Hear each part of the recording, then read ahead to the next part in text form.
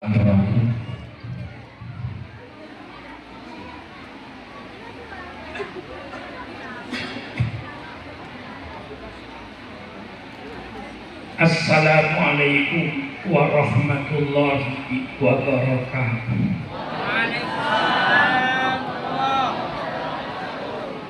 Bismillahirrahmanirrahim. Alhamdulillahirabbil alamin. Wassalatu wassalamu ala asyrafil anbiya'i wal mursalin. Sayyidina wa habibina wa syafi'ina wa maulana Muhammad wa ala alihi wa ashabihi ajma'in. Subhanaka la ilma lana illa ma 'allamtana innaka antal alimul hakim. La haula wa la quwwata illa billahil aliyyil azim. Amma. Para alim ulama yang saya muliakan, Al-Mukarram Kiai Ahmad Khalil Asdari selaku pengasuh Pondok Pesantren Al-Azhar, juga kepada Kiai Abu Ammar Ketua Yayasan Al-Azhar, Kiai Muhammad Yunus Wakil pengasuh Pondok Pesantren Al-Azhar, Raden Kiai Muhammad Nasir Abdul Musta'ad, anggota DPRD Jawa Timur, juga Kiai Agus Lukman Hakim, Pondok Pesantren Syekh Khalil Bangkalan, dan Kiai Muhammad Mansur pengasuh Pondok Pesantren Al-Azhar. Seluruh pejabat-pejabat pemerintah setempat dalam ini Bapak Camat yang saya hormati, hadirin dan hadirat sekalian bahagia. Terlebih dahulu saya menyampaikan ucapan terima kasih kepada seluruh pengasuh dan pimpinan Pondok Pesantren Al-Azhar yang pada kesempatan ini mengadakan peringatan hormat untuk para ulama-ulama kita, tentu juga termasuk seluruh keluarga kita ingatkan juga. Saya tidak lupa mengucapkan terima kasih atas segala kepanannya, baik kepada panitia, kepada pengasuh pondok pesantren dan seluruh pengurus pondok pesantren Al-Azhar. Saya terima kasih atas segala pengorbanannya. Saya titik beratkan kepada pengorbanan, karena tidak ada satu keinginan, tidak ada satu kemauan yang akan berhasil tanpa adanya pengorbanan. Ini sejarah menunjukkan Negara Kesatuan Republik Indonesia berdiri. Ini bukan hadiah dari Belanda, bukan hadiah dari Jepang. Negara Kesatuan Republik Indonesia berdiri dengan aliran darah bangsa Indonesia, dengan cucuran air mata rakyat Indonesia. Mulai terjadinya perang Diponegoro tahun 1825 sampai tahun 1945 sampai 48, darahnya bangsa Indonesia masih mengalir. Tetesan air mata masih. Karena berapa banyaknya wanita yang jadi janda, berapa banyaknya anak yang menjadi yatim karena bapaknya gugur di medan perang. Ini pengorbanan. Dan alhamdulillah umat Islamlah yang paling besar pengorbanannya. Nabi pada orang adanya kenapa pengorbanan umat Islam untuk NKRI? Jawaban pula paling gampang. Kalau pemerintah ingin tahu sejauh mana pengorbanan umat Islam terhadap NKRI, persilakan pemerintah adakan sensus kuburan.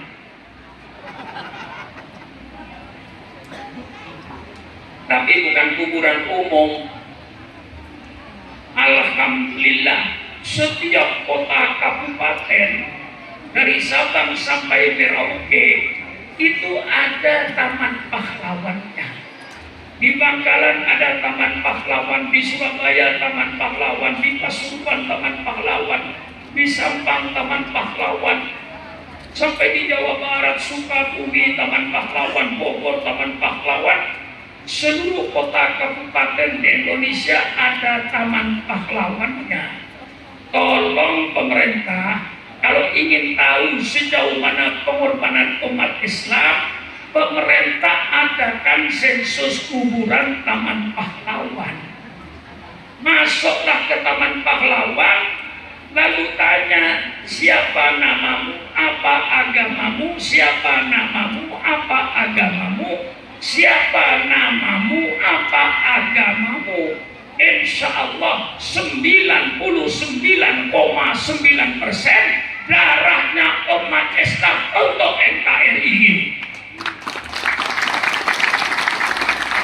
Ini saya bukan cerita bohong, bukan fitnah, bukti. Kuburan jadi saksi. Jadi kalau ada orang masih bertanya tentang kontribusi umat Islam negara, itu orang yang tidak tahu sejarah.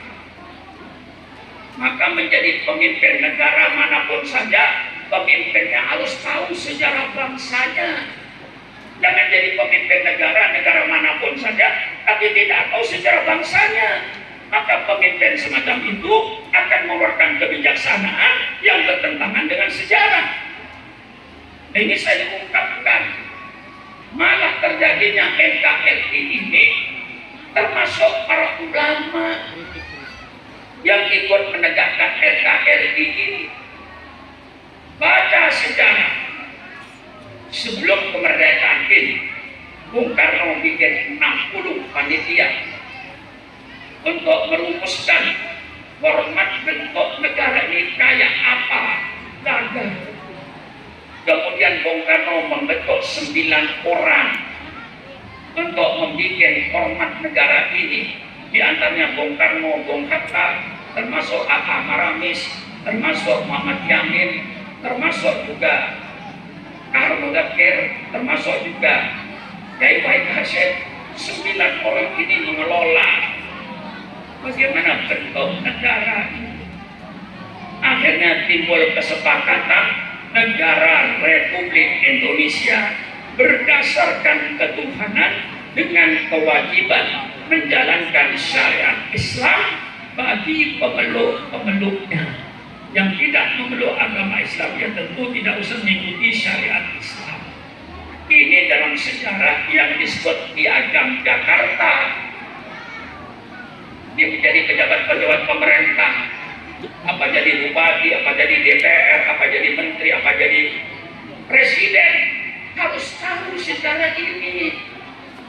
Jangan sampai tidak tahu sejarahnya, bahwa negara ini dibentuk, negara Republik Indonesia, berdasarkan ketuhanan dengan kewajiban menjalankan syariat Islam bagi pemeluk-pemeluknya. Ini aslinya yang disebut Piagam Jakarta. Dengan diketemukan format ini, maka Bung Karno didesak untuk memproklamirkan kemerdekaan. Akhirnya tanggal 17 Agustus jam 10 pagi, Bung Karno membacakan proklamasi, kami bangsa Indonesia. Dengan ini menyatakan kemerdekaan Indonesia. Hal-hal yang mengenai pemindahan kekuasaan dan lain-lain akan dilaksanakan dengan cara saksama dan dalam tempo yang sesingkat-singkatnya atas nama bangsanya Soekarno-Hatta. Kali di antara kiai yang hafal proklamasi, tentu kiai yang lain hafal proklamasi. Apa yang terjadi dalam sejarah? Jam 3 sore, seorang angkatan laut Jepang kolonel datang kepada Bung Hatta atas nama Indonesia Timur. Ini yang tidak dibaca oleh bangsa Indonesia. Meminta supaya 7 kata tadi dicabut dengan kewajiban menjalankan syariat Islam bagi pemeluknya, dicabut. Kalau tidak dicabut, Indonesia Timur tidak ikut. berarti Indonesia akan pecah, Republik Indonesia Timur dan Republik Indonesia Barat. Tanggal 18 Agustus baru Bung Hatta mengembalikan orang yang 9 ini untuk sidang minus KWKSN karena tentang Jawa Timur diganti dengan tokoh dari Sumatera. Terjadilah perdebatan dicabut apa tidak, dicabut apa tidak, dicabut apa tidak. Dengan kebijaksanaan para ulama demi NKRI 7 kata dicabut. Seandainya 7 kata ulama tidak mau mencabut, maka NKRI tidak ada. Itu sejarah. Jangan dilupakan sejarah ulama ini. Tapi 7 kata itu diganti dengan kata-kata yang insya Allah lebih mahal. Kalau tadi bunyinya negara Republik berdasarkan ketuhanan dengan kewajiban menjalankan syariat bagi pemeluknya, dicoret, diganti negara Republik berdasarkan ketuhanan yang Maha Esa. Jadi 17 Agustus Maha Esa tidak ada. Adanya Maha Esa itu tanggal 18 Agustus. Setelah Kiai mencabut 7 kata ini, seandainya ulama waktu itu tidak mau mencabut 7 kata ini, maka Republik Indonesia NKRI tidak ada. Adanya NKRI karena para ulama sangat toleransi, buka dada demi NKRI, cabut 7 kata ini, ganti dengan Maha Esa. Ini sejarah. Yang gabung ini kan nggak tahu sejarah ini. Akhirnya kapan? Untung masih ada orang tua seperti saya. Ya. Jadi sudah tahu. Kelihatannya gimana? Bapak muda, dengan macam-macam. Yang jawab muda itu jelas naksir saya. Itu namanya perempuan mata keranjang. Ini sudah tua. Ini sudah 83 tahun. Alhamdulillah. Tapi oleh Allah masih dikasih seger. Alhamdulillah. Ya masih sudah 83 tahun. Masih di Sumatera, masih ke Kalimantan, masih ke Sulawesi. Untuk berdakwah ini masih keluar negeri ke Singapura. Masih ke Malaysia. Walaupun umur saya sudah 83 lebih. Ini pengorbanan. Bahwa berkorban, Rasulullah pun berjuang itu korban. Kalau tidak karena pengorbanan Rasulullah dengan para sahabatnya, maka Islam tidak sampai ke Indonesia. Rasulullah dengan para sahabat berkorban. Dia mulai dakwanya dari pintu ke pintu, mengajak keluarganya masuk Islam. Maka diancam oleh bangsa Quraisy. Baru Rasulullah itu berdakwah terang-terangan setelah ayat turun Fastamatukan wa'arid anil jahilin. Baru Rasulullah terbuka mengajak bangsa Quraisy masuk Islam, mengajak bangsa Quraisy sujud kepada Allah Subhanahu wa Ta'ala. Disitulah Rasulullah mendapat tantangan-tantangan yang begitu hebat. Sahabat-sahabatnya diancam dengan pembunuhan, diancam dengan penyiksaan. Jadi Nabi lalu diikat tangannya, diseret di padang pasir, perutnya dikasih batu supaya dia kembali kepada agama jahiliyah. Tapi Sayyidina Bilal tetap berkata, Ahad, Ahad, Ahad, Allah yang Maha Esa. Penyiksaan yang begitu itu tidak bisa untuk melunturkan akidahnya Sayyidina Bilal. Mereka diancam dengan pembunuhan, dengan penyiksaan. Tapi ternyata ancaman antara pembunuhan, penyiksaan seluruhnya tidak mampu untuk memadamkan api Islam. Yang api Islam mulai semakin besar untuk menerangi ke-8 kota Mekah. Karena dengan kekerasan tidak berhasil, bangsa Quraisy menjalankan strategi baru dalam politiknya. Dengan jalan embargo ekonomi, ditempel di dinding Ka'bah. Seluruh bangsa Arab tidak boleh mengadakan hubungan dagang dengan umat Islam, khususnya di bidang pangan. agar Nabi Muhammad dengan para sahabat-sahabatnya mati kelaparan. Maka kalau bangsa Irak, bangsa Libya waktu itu diembargo oleh Amerika Serikat, saya katakan, hai bangsa Irak, hai bangsa Libya, bukan engkau yang pertama kali merasakan embargo ekonomi. Nabimu 1400 tahun yang lalu dengan para sahabat-sahabatnya merasakan embargo ekonomi ini. Tapi ternyata embargo ekonomi tidak mampu untuk memadamkan api Islam. Justru api Islam semakin membesar untuk menerangi kegelapan kota Mekah dan sekitarnya. Akhirnya bangsa Quraisy merubah lagi strategi politiknya dengan jalan damai. Pamannya Abu Thalib datangi oleh orang-orang Quraisy. Hai Abu Thalib, engkau kan pamannya Muhammad. Coba tanya sama ponakanmu maunya apa. Kalau ponakanmu ingin jadi raja, kami penduduk Mekah siap untuk mengangkat ponakanmu sebagai raja di negeri Mekah. Asal berhenti jadi nabi, berhenti menyebarkan Islamnya. Tanyakan sama ponakanmu maunya apa. Kalau dia ingin menjadi orang yang kaya, kami bangsa Arab siap untuk mengumpulkan kekayaan kami. Kami serahkan sama ponakanmu sehingga ponakanmu menjadi orang terkaya di negeri Mekah ini, dengan syarat berhenti jadi nabi, berhenti mengembangkan agamanya. Abu Thalib tanya sama ponakanmu maunya apa. Kalau ponakanmu ingin kawin dengan anak-anak perawan di kota Mekah, kami siapkan dan kami kumpulkan anak perawan di kota Mekah ini. Persilakan ponakanmu mau kalian 1, 2, 3, 4, 5, 6, 7, 8, persilakan, dengan syarat berhenti jadi nabi, berhenti menyebarkan agamanya. Kira-kira kalau ditawarkan sama kiai sekarang, kira-kira gimana Pak Kiai? Hah? Ya maaf Kiai ya. Kalau dia tawarkan sama kiai sekarang, kira-kira gimana? Hai kiai-kiai muda, harta, wanita, tahta, kurang apa? Semuanya ditolak oleh Rasulullah SAW. Akhirnya apa yang terjadi? Kaum Quraisy semuanya berkumpul. Bagaimana cara untuk membendung, untuk menghalang-halangi, untuk merusak gerakan Muhammad ini? Dalam tafsir Tabari ditulis bahwa Iblis ikut hadir.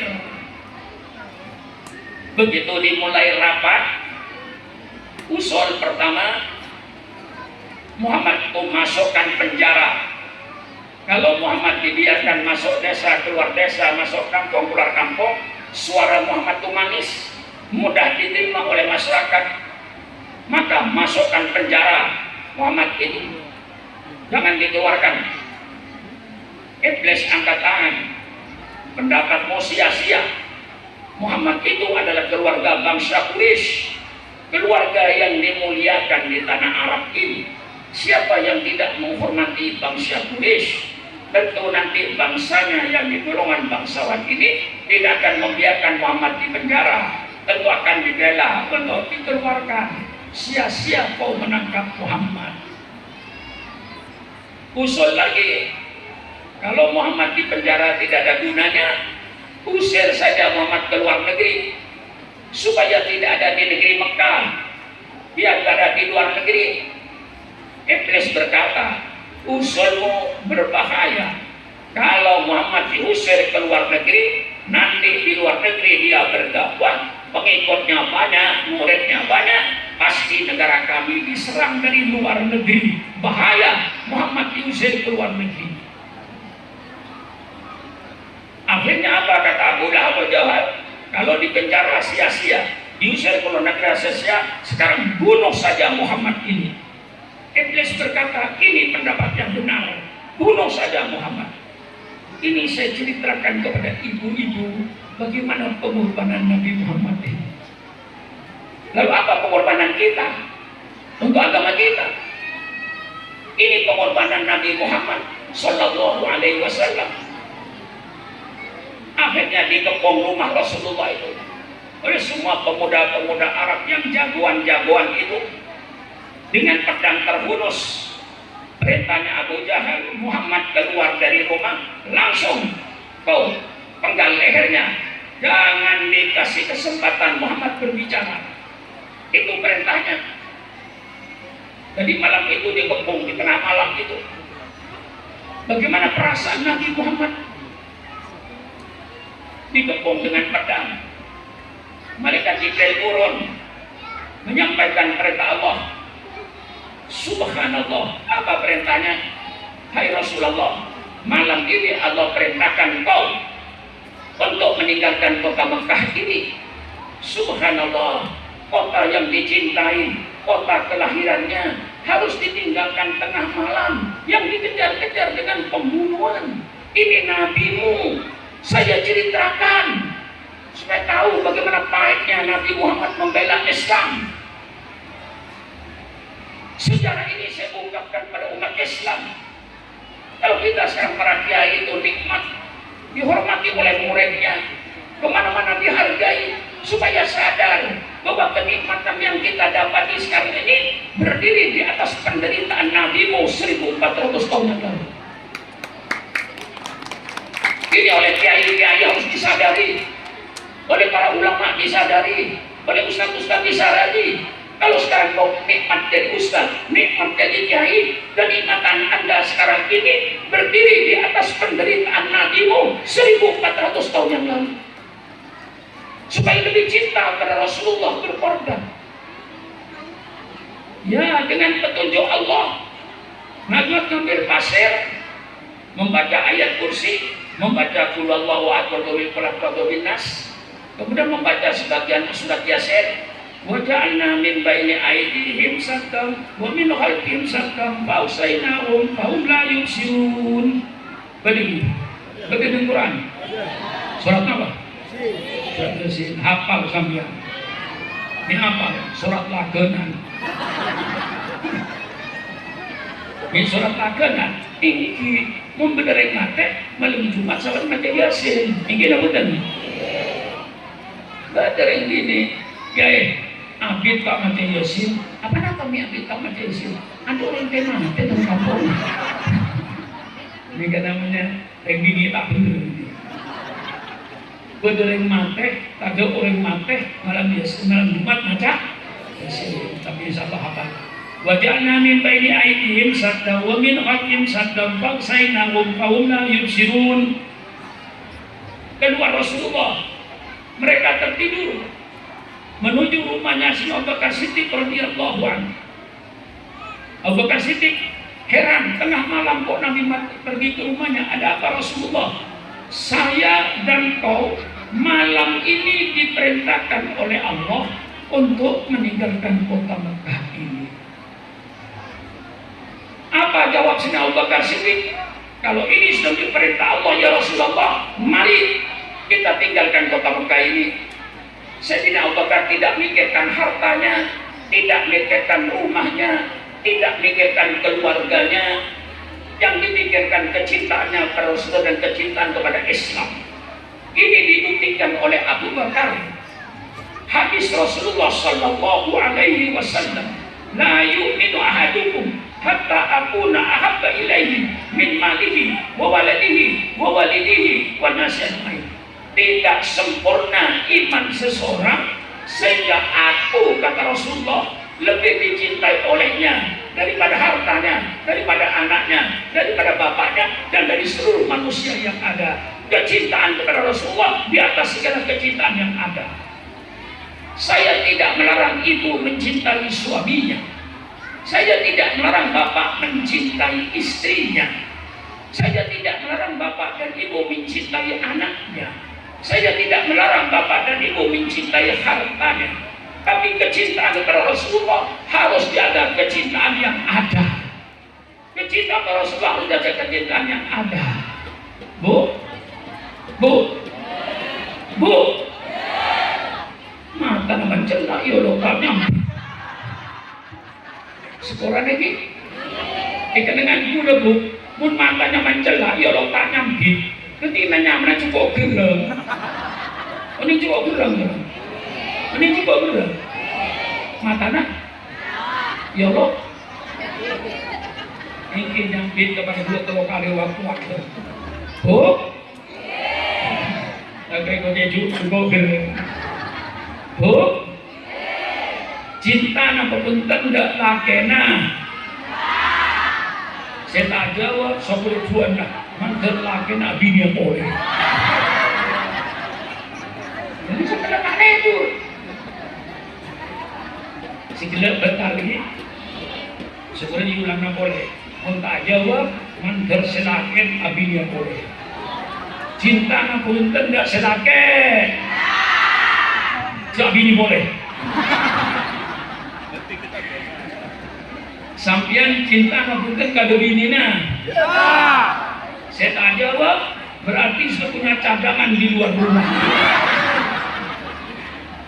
mentani dua buat saya tak cinta ke sampian kayak ani dua buat gitu tanya dia boleh sudah cinta ngapunten kado rajina alhamdulillah tuh si bini boleh jawab situ. Saya tidak melarang bapak cinta sama istrinya. Saya tidak melarang ibu cinta sama suaminya. Cinta sama anak, cinta itu wajar. Tapi nanti kalau kecintaannya kepada Rasulullah harus di atas kecintaannya kepada segala-galanya dengan tidak mengurangi kecintaan kepada mereka. Ini yang diharapkan oleh Islam, pengorbanan. Maka semua orang Islam harus siap berkorban. Islam di Indonesia harus hidup. Injil betul. Islam di Indonesia harus hidup. Untuk menghidupkan Islam perlu biaya. Maka saya selaku umat Islam wajib membiayai Islam.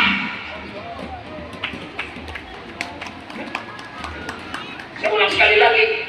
Kalau saya merasa Islam perlu hidup perlu biaya, maka semua umat Islam di Indonesia siap. Saya siap untuk membiayai Islam. Semua orang, termasuk ibu-ibu, mau pulang belanja ke pasar, coba lebih, ini tidak benar.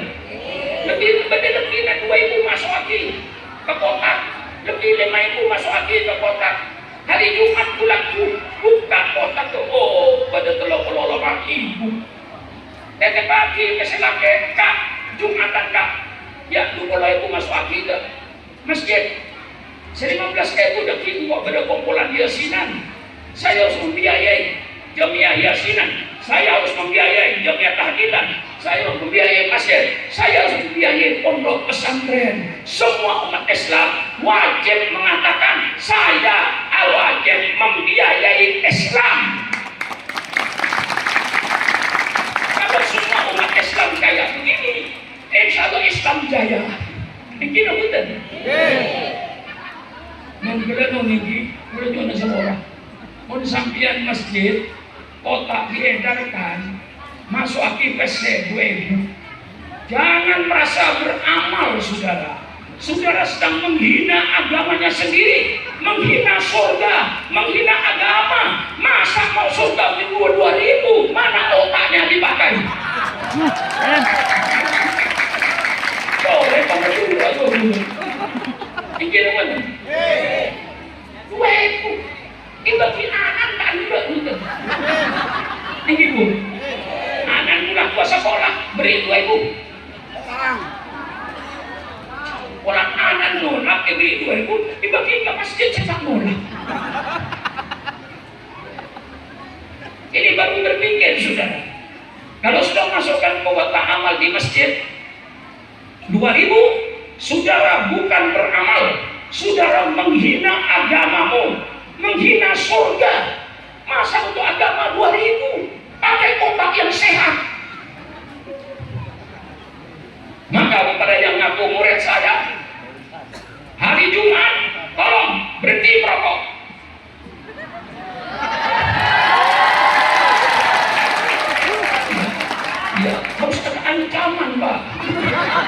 Inna yaumal jum'ati sayyidul ayyam. Hari Jumat, hari yang dimuliakan oleh Allah. Mari kita muliakan apa yang dimuliakan oleh Allah. Kalau kita memuliakan apa yang dimuliakan oleh Allah, insya Allah kita dimuliakan oleh Allah Subhanahu wa Ta'ala. Saudara tidak dimuliakan oleh Allah. Hari Jumat yang mengaku muridnya Syukuran Makmur berhenti merokok mulai subuh sampai maghrib. Setelah maghrib merokok. Uang rokoknya untuk masjid. Betul enggak? Saya tidak minta duitnya yang di bank. Saya tidak minta yang di lemarinya. Yang saya minta cuma berhenti merokok. Uang rokoknya 20.000, 25.000 kasihkan masjid. Inna yaumal jum'ati sayyidul ayyam. Ya Allah, hari Jumat hari yang kau muliakan. Saya muliakan hari Jumat di cara kau muliakan. Mudah-mudahan dengan memuliakan apa yang kau muliakan, saya menjadi orang mulia di dunia sampai akhirat. Betul napa boten? Ambu rokok. Hari Jumat lagi. Masa hari Jumat tak rokok seareta. Betul terawat masjid. Masukkan 20.000 berhenti merokok. Titipan dari istrinya, ini istri dan jadi saya. Masukkan lagi ke termol. Jadi tiap ke masjid itu 40.000. Masjid akan jaya, betul atau tidak? Masjidnya akan hebat, masjidnya akan makmur. Jangan dititip pada istrinya. Ini Pak, masukkan ke kotak. Nanti di masjid, dibelikan rokok lagi. Laki-laki positif. Sampai lihat, ini Jumat. Yang di Jakarta, dimanapun ini Jumat. Kelebihan belanja saya 1 minggu ada kelebihan 35.000. Setiap hari 5.000. Ini untuk nanti saya di kuburan. Al-Kayyisu mandana nafsu wa amil ba'dal maut. Orang yang berotak kata Rasulullah, orang yang cerdas kata Rasulullah, itu orang yang berbuat untuk nanti setelah mati. Kalau tidak berbuat mati itu tidak cerdas. Nanti ibu di kuburan akan sendirian, Bu. Amalnya yang ke masjid 20.000 tiap minggu, itu yang mengalir, yang menghibur ibu dan menggembirakan ibu di kuburan. Nah, boleh sampean saya sepuh umur sekitar 5 tahun ke atas, tak belum umur sedikit. Maka kan aku gila emas kata anak apa? Tanah barat timur tadi. Gila benar. Umur sekitar 5 anak sedikit tahun. Maka aku masa keranjang tak tambah rapi nama-nama. Ini dah betul. Ingat sampai ke kuburan. Aduh, ya tampilan bagi pesantren Al-Azhar. Ambil amal jari. Ya tangkalong bagi masjid. Ya tangkalong bagi pondok Al-Azhar tampilan. Sampai lagi nak kuburan dulu. Tak kala di kuburan sendirian, hanya yang menghibur amal solehnya, Bu. Sampai akan tersenyum di kuburan dengan gelang emasnya yang dikasih Al-Azhar. Sebaliknya, Bu, ini mantar pada orang umur ini, pasang dan ada ada. Lakinya sampai di umur sekitar tahun, tapi ini boleh. Buka lemari, nak dengan sampean ikalak bagi ke bini semudah. Kalau nggak sampean ikalak bagi ke bini semudah. Sampean nang kuburan mikir. Mikir jarinya. Ya Allah, itu bilang saya ya Allah. Itu kalung saya ya Allah dipakai istri mudanya. Menderita sampai di kuburan. Coba kasihkan sama pondok pesantren Al-Azhar. Sama tersenyum. Hidup di dunia paling 60 tahun, 70 tahun, jarang 70 tahun. Rata-rata umurnya udah 65 tahun. Setelah itu selesai. Kuburan untuk selama-lamanya. Inilah pengorbanan dan pengorbanan supaya Islam bangun. Tinggi. Kita kira pidato boleh berhasil maupun tinggi. Berhasil dan saya Jumat dan nikah. Pakai dari apa? Hari Senin gitu. Selasa, Rabu, Kamis, Jumat. Gitu. Menang masjid di benak PC 22 berarti syukuran makmun gagal. Mendaki nang masjid, kenapa nikah? Pelamiran gitu. Nah, nang masjid kantor lagi Jumat, PC puluhan ribu ke atas. Oh, Pak syukuran hebat, berhasil. Jadi gagal berhasil atau tidaknya lihat hari Jumat. Ada panitia masjidnya ya? Ada ya? Ada panitia masjidnya di Jumat lapor sama saya. Berhasil atau tidak berhasilnya. Nah ini saudara-saudara, ini banyaknya. Ini sebenarnya saya belum pidato loh. Baru pengorbanan. Kita pidato dulu nih kan. Pengorbanan. Hipokotiman itu. Supaya apa? Supaya Islam dijaga. Supaya Islam kita jual. Pemimpin Islam nggak punya duit. Nanti mudah-mudahan tidak. Oleh pemimpin Islamnya kita dijual. Islam dijual pada orang lain. Tidak mustahil. Karena perlu duit biaya. Maka kalau umat Islam, mulai saya pidato, saya orang Islam, saya wajib berkorban dan saya wajib membiayai agama Islam agar agama Islam hidup di Indonesia ini. Kita biayai, jangan dibiayai oleh orang lain. Siapa yang akan menghidupkan Islam kalau bukan orang Islam? Mari sekarang sadar, supaya pemimpin-pemimpin kita tidak menjual kita pada umat lain. Karena kita siap untuk membiayai Islam. Ini yang saya minta kepada saudara-saudara, siap untuk membiayai Islam. Insya Allah Islam tumbuh. Ya kalau tidak kena pengorbanan, Pondok Al-Azhar tidak ada. Karena tidak pengorbanan, Pondok Nur Rahman di Jakarta nggak ada. Terima kasih atas pengorbanannya. Tapi perlu ditingkatkan pengorbanan ini. Semua alumni Al-Azhar sebagai pikiran, saya alumni Al-Azhar, untuk mengikuti Al-Azhar supaya tumbuh terus di masa-masa yang akan datang. Saya sebagai alumni wajib membiayai Al-Azhar. Ada alumninya. Abu-abu. Oh, yang abu-abunya alumni semua. Pasang niatmu. Mulai hari ini saya wajib membiayai Al-Azhar sesuai dengan kemampuan saya. Betul atau tidak? Insya Allah Al-Azhar baru bangkit. Ini sudah soal pengaduan. Nah kita menjalankan malam ini mengadakan hall. Ini kita akan menghargai jasa-jasa daripada masyayikh kita. Jasa-jasa guru-guru kita. Orang yang tahu budi, orang yang menghargai budi orang.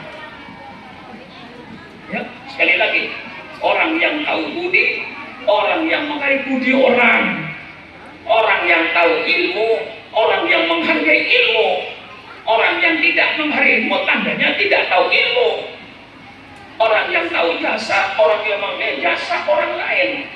Masyayikh kita sudah berjasa. Nah jasanya di mana? Mari kita adakan call doa bersama. Nah ini yang kita sekarang sedang mendapatkan halang-halangan dari kelompok kaum Wahabi. Saya katakan kaum Wahabi yang sering berkata tahlilan bid'ah, maulid bid'ah, ini bid'ah, ini bid'ah, ini bid'ah. Ini karena kesempitan dia berpikir. Saya sudah berdialog dengan mubaligh Wahabi di Puncak. Sebanyak 135 mereka berdialog dengan saya. Saya katakan, Anda ini kurang mengerti atau kurang paham kepada perintah Allah. Perintah Allah itu ada yang Allah perintahkan langsung tempat dan waktunya. Itu namanya ibadah haji. Waktunya 9 Dzulhijjah, tempatnya di tanah suci. Umpama ada orang sini yang kaya raya, lalu beli tanah sekian ribu hektar, lalu bikin Masjidil Haram, bikin Ka'bah, bikin Mina, bikin Musdalifah, bikin Arafah, persis yang ada di tanah suci. Apakah boleh kita haji ke Madura? Tetap tidak boleh. Haji tetap di tanah suci Mekah. Waktunya ditentukan, tempatnya ditentukan. Ini perintah Allah. Ada perintah Allah yang Allah tentukan waktunya, tempatnya saja. Waktunya bebas. Namanya umroh. Kapan saja mau umroh persilakan. 24 jam kali 1 tahun tidak ada larangan umroh. Cuman tempatnya harus di tanah suci. Kalau haji tadi ditentukan tempat dan waktunya. Sekarang kiai pergi ke Arafah, wukuf di sana, nggak ada pahalanya, kiai. Ya, sekarang sudah datang ke Arafah, wukuf di Arafah sana, nggak ada pahalanya. Yang ada pahalanya tanggal 9 Dzulhijjah. Itu deh. Ada perintah Allah, yang Allah perintahkan, yang penting waktunya, tempatnya bebas. Sholat 5 waktu. Sholat 5 waktu, yang penting waktunya. Waktu duhur pada waktu duhur, waktu asar pada waktu asar, waktu maghrib pada waktu maghrib. Tempat bebas. Mau sembahyang di tepi laut, persilakan. Mau sembahyang di tengah sawah, persilakan. Mau sembahyang di hutan, persilakan. Mau sembahyang di tepi jalan tol, persilakan. Mau sembahyang di rumah, persilakan. Afdolnya di masjid. Di mana saja persilakan sholat. Tempat tidak ditentukan oleh Allah. Ini saya katakan ke Aldi, saudara-saudara saya dari yang kaum Wahabi kurang memahami tentang perintah Allah yang tidak pakai tempat dan tidak pakai waktu. Jadi perintah Allah banyak. Baca Quran. Kapan baca Quran? Kapan saja. Di mana baca Quran? Di mana baca Quran? Di mana aja. Mau baca Quran di bukit, di pesawat. Saya daripada nganggur, kalau umrah atau pesawat, paling tidak dari Jakarta sampai Jeddah itu paling sedikit 6 juz selesai. Kadang-kadang sampai 9 juz, tergantung kena ngantuknya di pesawat. Ngantuk berhenti saya baca Quran. Melek, ambil HP saya, nggak usah duduk. Karena di HP itu bukan tulisan Quran yang itu titik-titik yang dikumpulkan itu digital. Dalam HP nggak ada Quran, 30 juz nggak ada. Kalau ada nggak muat HP-nya. Nah, baca Quran. Di mana baca Quran? Di mana saja. Kapan baca? Kapan saja. Perintah baca salawat. Innallaha wa malaikatahu yusholluna 'alan nabi. Ya ayyuhalladzina amanu shallu 'alaihi wa sallimu taslima. Kapan baca salawat? Kapan saja. Di mana baca salawat? Di mana saja. Dikir. Udzurullaha katsira. Dikirlah kau kepada Allah sebanyak-banyaknya. Kapan kita dikir? Kapan saja. Di mana kita dikir? Di mana saja. Lah ini kaum Wahabi yang kurang memahami. Saya sebut kaum Wahabi kurang memahami. Karena Allah tidak menentukan tempat, Allah tidak menentukan waktu, maka muslimat NU dulu, nggak tahu sekarang saya, muslimat NU dulu, kalau malam Jumat kumpul, yasinan bersama, malam Jumat baca maghrib, yasinan bersama, diadakan pengajian. Ketika saya kumpul dengan orang-orang Wahabi, tolong Anda besok bikin pengumuman. Barang siapa yang baca Yasin setiap malam buat istiqomah masuk neraka. Karena Yasinan setiap malam zaman Nabi tidak ada. Ini namanya bid'ah, masuk neraka. Bilang itu, bikin pengumuman saudara. Saudara bikin pengumuman besok. Barang siapa yang zikir kepada Allah setiap malam minggu masuk neraka. Karena zikir malam minggu zaman Rasul tidak ada. Dikir setiap malam minggu istiqomah tidak ada. Barang siapa yang dikir malam minggu istiqomah masuk neraka. Karena bid'ah masuk neraka. Zaman Nabi tidak ada. Saya berhadapan dengan mereka. Saya berhadapan dengan Syekh bin Bas di Mekah. Saya berdialog mereka. Ternyata alhamdulillah tidak ada perbedaan antara saya dengan saya bebas. Saya bicara soal baca Quran, soal zikir, saya bicara soal tawassul, saya bicara soal ziarah kubur.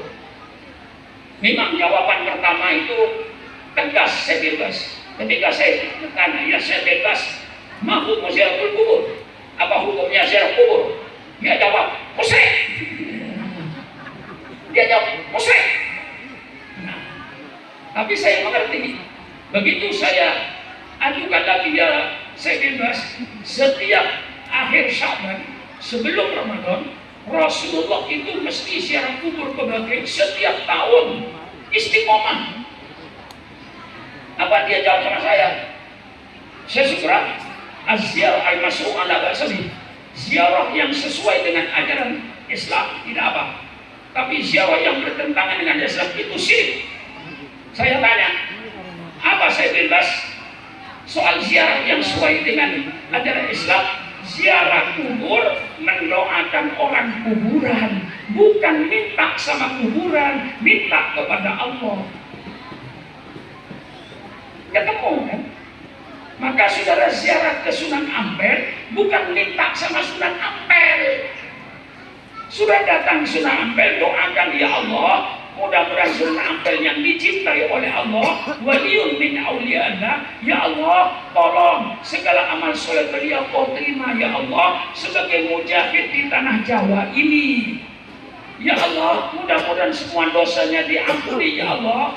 Mudah-mudahan dengan ziarah saya ke tempat orang-orang yang kau cintai ya Allah, saya ziarah ke Sunan Ampel ya Allah, Sunan Ampel orang yang kau cintai ya Allah, mudah-mudahan doa saya kau terima ya Allah dengan tawassul ziarah kubur ke Sunan Ampel.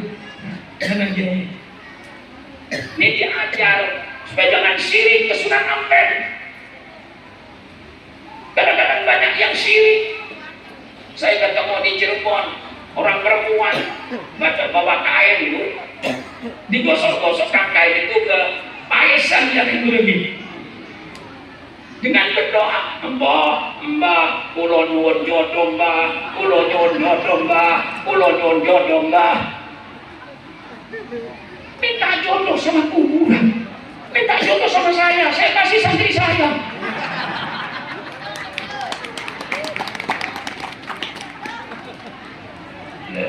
Saya bilang, Mbak, stop. Hafal Quran, apa yang hafal? Baca kulhu, baca Qur'anul Falaq, baca Fatihah, doakan. Mudah-mudahan sudah turun tadi ini semua amal saya diterima oleh Allah. Mudah-mudahan dosanya diampuni oleh Allah. Lalu minta, mudah-mudahan dengan ziarah saya ke kuburan yang kau cintai ya Allah, tolong ya Allah, terimalah doa saya ini. Ini ziarah kubur yang benar. Yang oleh saya berbahas dibenarkan itu. Tentang tawassul, tentang ziarah kubur, sudah saya ketemu benang merahnya. Bid'ah itu barang baru yang tidak pernah ada pada zaman Rasulullah. Pertanyaannya, apa segala barang baru yang tidak ada pada zaman Rasulullah pasti jeleknya? Tentu akal sehat menjawab, belum tentu jelek, belum tentu baik. Lihat barang barunya itu kayak apa. Lalu Sayyidina Umar Ibn Khattab radhiyallahu anhu ini yang pertama kali bikin bid'ah. Bikin bid'ah apa? Sholat tarawih berjamaah itu bid'ah. Zaman Nabi tidak ada, zaman Abu Bakar tidak ada. Baru zaman Sayyidina Umar Ibn Khattab melihat 12.000 jamaah haji, jamaah tarawih sembahyang sendiri-sendiri. Lalu Umar Ibn Khattab menyuruh Ubay bin Ka'ab untuk jadi imam. Terjadilah sholat berjamaah zaman Sayyidina Umar. Sholat berjamaah tarawih itu bid'ah. Zaman Nabi tidak ada, zaman Abu Bakar tidak ada. Baru zaman Sayyidina Umar ada tarawih 2 rakaat berjamaah. Sayyidina Umar berkata, nikmatil bid'atu hadihi, inilah bagus bid'ah. Subhanallah. Disusul oleh Al-Imam Syafi'i radhiyallahu anhu. Al-bid'atu bid'atani, al-bid'atul mahmudah wal bid'atul madmumah. Bid'ah itu ada dua macam. Ada bid'ah yang terpuji, ada bid'ah yang tercela. Bid'ah yang terpuji yang sesuai dengan Al-Quran dan Sunnah Nabi. Bid'ah yang tercela yang bertentangan dengan Quran dan bertentangan dengan Sunnah Nabi, itu baru bid'ah dolalah. Tidak semua bid'ah itu dolalah. Ada bid'ah yang terpuji. Ini Imam Syafi'i berkata dan ini Sayyidina Umar berkata. Adzan Jumat 2 kali bid'ah. Siapa yang mengadakan bid'ah adzan 2 kali? Sayyidina Utsman bin Affan. Zaman Rasulullah adzan Jumat 1 kali. Zaman Abu Bakar 1 kali. Zaman Sayyidina Umar 1 kali. Baru Sayyidina Utsman Jumat itu adzannya 2 kali. Mengapa 2 kali? Setelah orang masuk masjid, khotib sudah berkhutbah. Masuk masjid, khotib sudah mau selesai khutbah, baru masuk masjid. Sayyidina Utsman berijtihad. Kalau begitu saya adakan 2 kali adzan. Masuk waktu adzan. Lalu sembahyang qobliyah dan lain-lainnya zikir sambil menunggu imam. Imam datang, naik adzan lagi 2 kali. Sejak adzan pertama untuk memberikan kesempatan kepada orang yang ada di kebun kurma, kepada orang-orang yang ada di pasar untuk menutup pasarnya dan untuk meninggalkan kebunnya menuju ke masjid. Kalau adzan cuma 1 kali, ketika khotib ada di atas mimbar, banyak yang terlambat. Khotib sudah mau selesai baru datang ke masjid. Inilah sebabnya Sayyidina Utsman mengatakan adzan 2 kali. Ini bid'ah hasanah. Dan Rasulullah Shallallahu Alaihi Wasallam memerintahkan kepada umatnya untuk membuat bid'ah hasanah sebanyak-banyaknya. Semakin banyak bid'ah hasanah, Islam semakin hidup. Hidupnya Islam karena bid'ah hasanah yang dikerjakan oleh para ulama-ulama kita.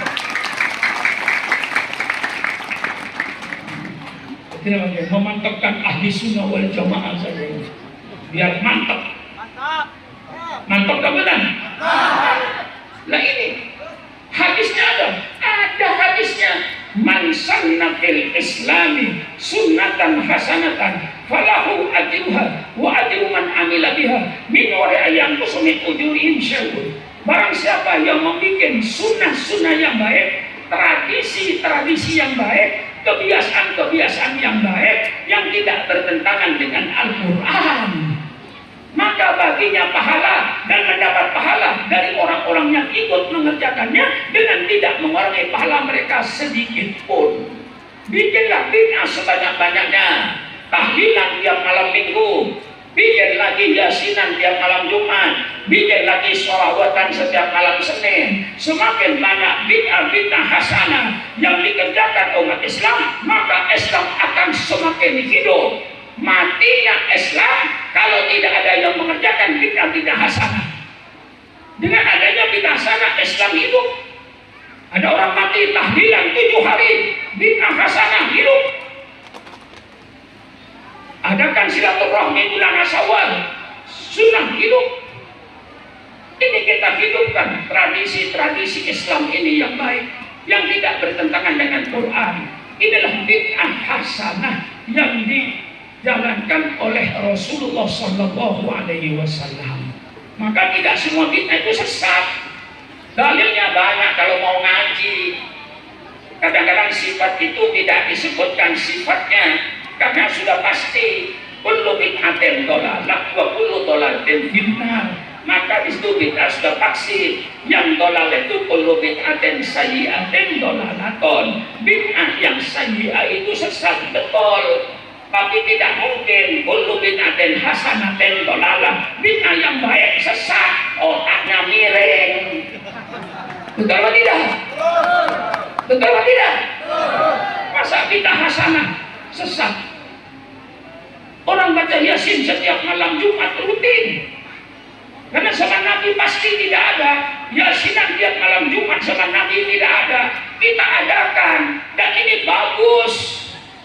Masa orang yasinan setiap malam Jumat istiqomah masuk neraka karena tidak ada pada zaman Nabi? Otaknya ini habis-habisan dia. Iya. Kenapa? Totok.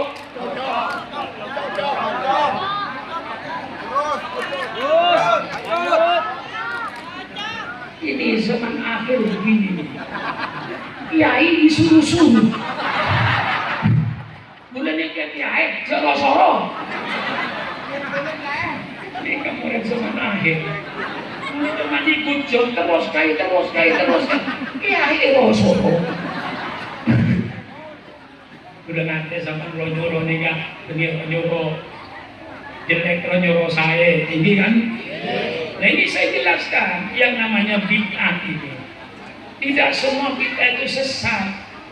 Neng Quran benar Allah Ta'ala aja itu sifatnya tersebut.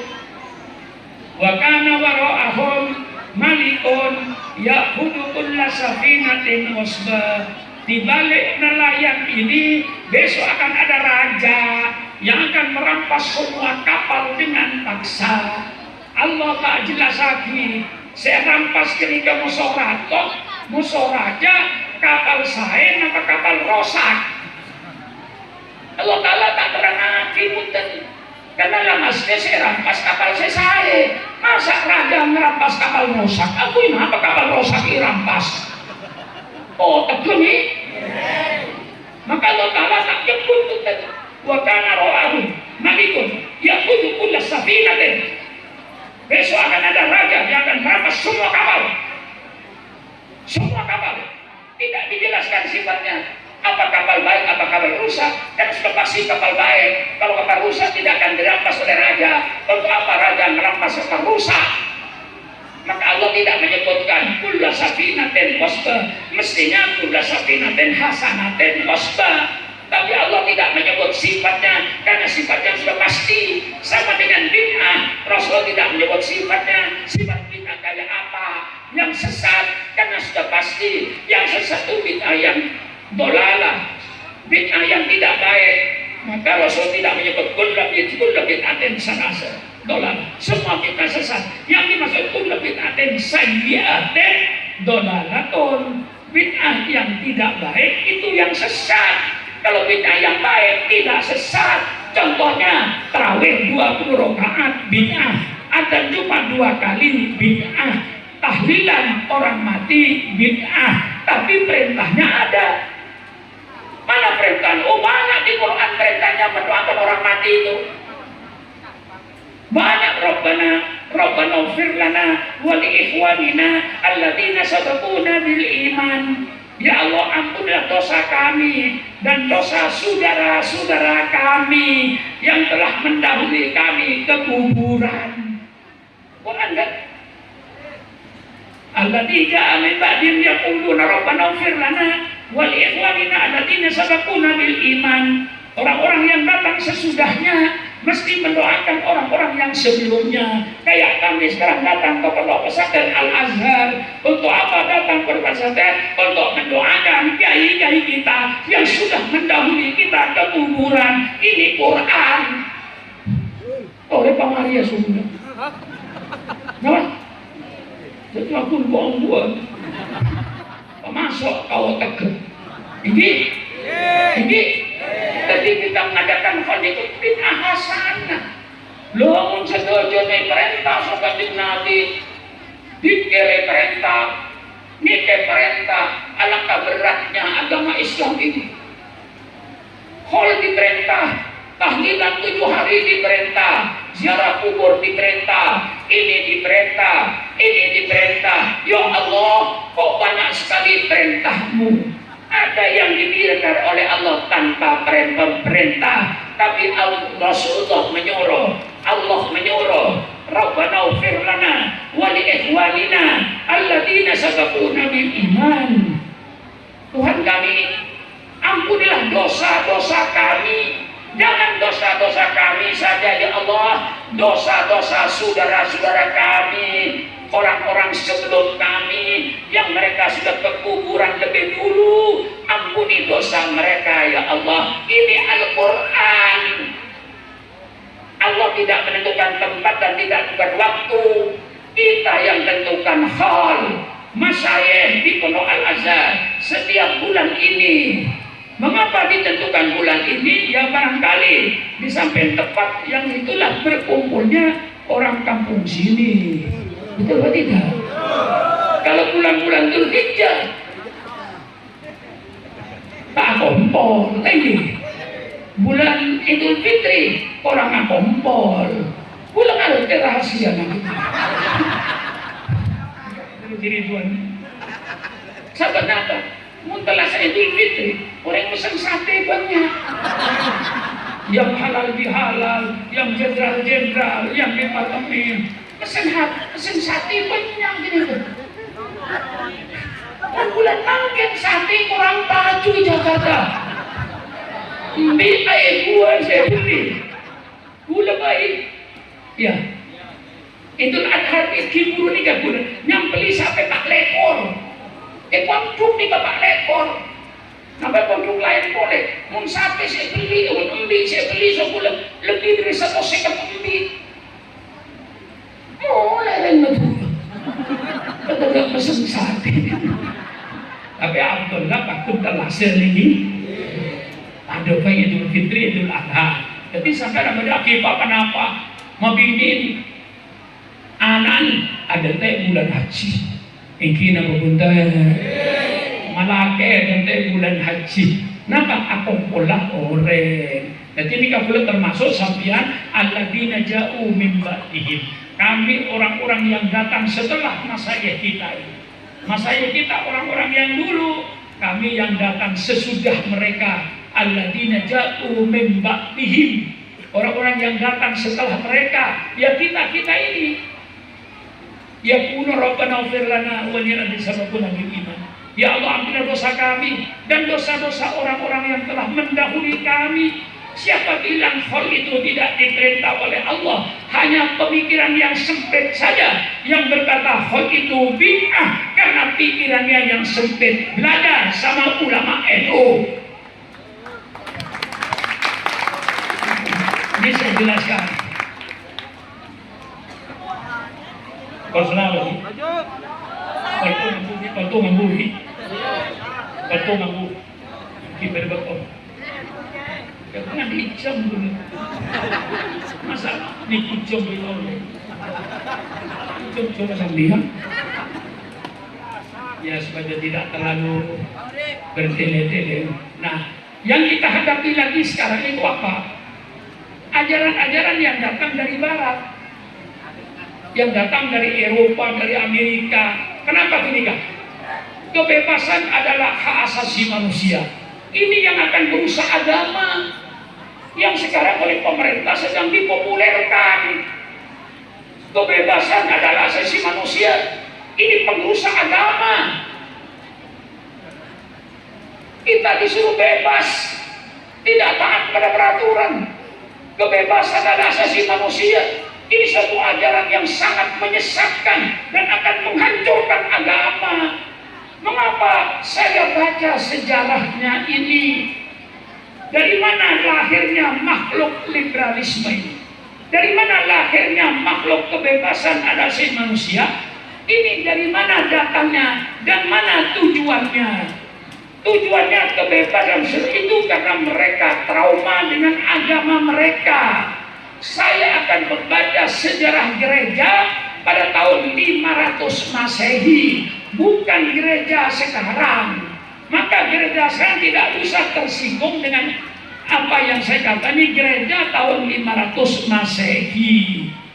Ketika agama Kristen dijadikan agama negara, maka agama Kristen menjadi hebat karena menjadi agamanya negara. Pada tahun 476 kerajaan Konstantinopel hancur sehingga gereja mempunyai kekuasaan yang menggantikan kekuasaan kerajaan. Karena berkuasanya berlebih-lebihan menguasai agama, menguasai ekonomi, menguasai politik, menguasai ilmu pengetahuan. Dan setiap orang yang berbeda dengan gereja itu dianggap kafir dan dihukum mati. Nah, yang sangat mengenaskan, yang menimbulkan mereka trauma kepada agama mereka, karena hukuman mati yang dilaksanakan oleh gereja pada waktu itu, bukan gereja sekarang. Gereja 1200 tahun yang lalu. Nah, mengapa begitu cara menghukum manusia? Kalau dihukum mati, pertama dibakar hidup-hidup. Termasuk seorang ahli ilmu pengetahuan bernama Bruno, ini dihukum oleh gereja, dihukum mati dan dibakar. Apa sebabnya dihukum mati? Karena dia berkata bahwa bintang, bulan, matahari berputar tidak memutari, tidak mengitari mahkotanya Paus Paulus. Orang gereja waktu berkeyakinan bahwa bulan, matahari, bintang semua berputar di langit ini mengelilingi mahkotanya Paus Paulus di Roma. Itu keyakinan mereka. Bruno tidak berkeyakinan seperti dihukum mati dengan dibakar. Ada yang dihukum mati dengan digergaji, Bu. Orang dibelah dua dari pahanya ke kepalanya, mati. Yang ketiga, Bu, cara menghukum mati manusia gereja pada waktu itu, bukan gereja sekarang. Gereja pada waktu itu penjara memelihara harimau 2-3. Kalau ada orang yang mau dihukum mati, harimau tidak dikasih makan. Kemudian ketika harimau itu lapar, orang yang dihukum mati dilempar di tengah-tengah harimau itu, dirobek-robeklah oleh harimau, dimakan. Disaksikan oleh orang banyak. Dengan 3 hukuman yang tidak manusiawi inilah bangsa Eropa trauma, merasa takut mendengar agamanya. Trauma yang kedua, mereka itu tentang kitab sucinya. Mereka tanda tanya, mana Injil yang asli? Sekarang ternyata Injil ada 5, 4 diakui oleh gereja, 1 tidak. 4 yang dikuasai diterima oleh gereja. Injil Matius yang ditulis oleh orang yang bernama Matius. Injil Lukas yang ditulis oleh orang yang bernama Lukas. Injil Yahya ditulis oleh orang yang bernama Yahya. Injil Markus ditulis oleh orang yang bernama Markus. Redaksinya berbeda-beda. Ini mereka tanda tanya, mana yang asli dari Allah? Mereka trauma. Ada satu Injil lagi yang tidak boleh dibaca oleh gereja, namanya Injil Barnabas, yang ditulis oleh orang yang bernama Injil Barnabas. Karena dilarang oleh gereja, saya membaca apa isinya Injil Barnabas. Injil Barnabas itu mirip dengan Al-Quran, bahwa yang disalib itu bukan Nabi Isa, orang yang diserupakan dengan Nabi Isa. Maka Injil Barnabas sampai sekarang tidak boleh dibaca karena isinya agak mirip dengan Al-Quran. Mereka trauma. Mereka trauma lagi dengan sosoknya Yesus Kristus. Yesus itu Tuhan, apa anak Tuhan, apa manusia biasa. Sampai detik ini perdebatan tidak selesai. Maka seorang ahli gereja bernama Grunek, orang Belanda, dia menyatakan kami sudah lelah berbicara soal Yesus yang tidak ada keputusannya. Sekarang Yesus itu terima saja dengan perasaan, jangan dengan akal. Itu kata seorang ahli teologi gereja. Kami sudah lelah membahas soal Yesus. Sekarang Yesus tidak usah dibahas lagi, diterima saja dengan perasaan, jangan dengan akal. Trauma mereka. Trauma yang terakhir ketika gereja mengeluarkan surat pengampunan dosa. Orang kalau berdosa datang ke gereja, setelah bertobat beli surat. Kalau sudah beli surat pengampunan berarti sudah punya sertifikat masuk surga. Mereka juga trauma. Mengapa yang mengampuni dosa kok manusia biasa, kok pegawai gereja, kok tidak Tuhan Bapa dan seterusnya. Trauma. Dengan trauma inilah mereka timbul dua kelompok. Satu kelompok yang berontak melawan gereja Vatikan, melawan Paus Paulus yang bernama Martin Luther. Martin Luther berontak melawan gereja. Kemudian dia mau dibunuh, dia lari ke Jerman. Sampai di Jerman dia dilindungi oleh penguasa Jerman. Akhirnya dia melahirkan agama baru yang namanya agama Kristen Protestan. Jadi kalau di Bangkalan ada gereja Protestan, itu musuhnya gereja Katolik. Dan dua ini tidak bisa bertemu. Orang pengikut gereja Protestan tidak boleh ke gereja Katolik. Orang yang beraliran gereja Katolik tidak boleh ke gereja Protestan. Kalau kita dengan Muhammadiyah masih akur. Orang NU sembahyang di Muhammadiyah nggak apa-apa. Orang Muhammadiyah sembahyang di Masjid NU juga nggak apa-apa. Nah, ini terjadi.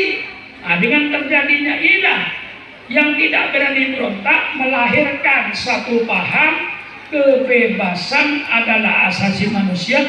Maksudnya untuk membebaskan manusia dari hasuan agama.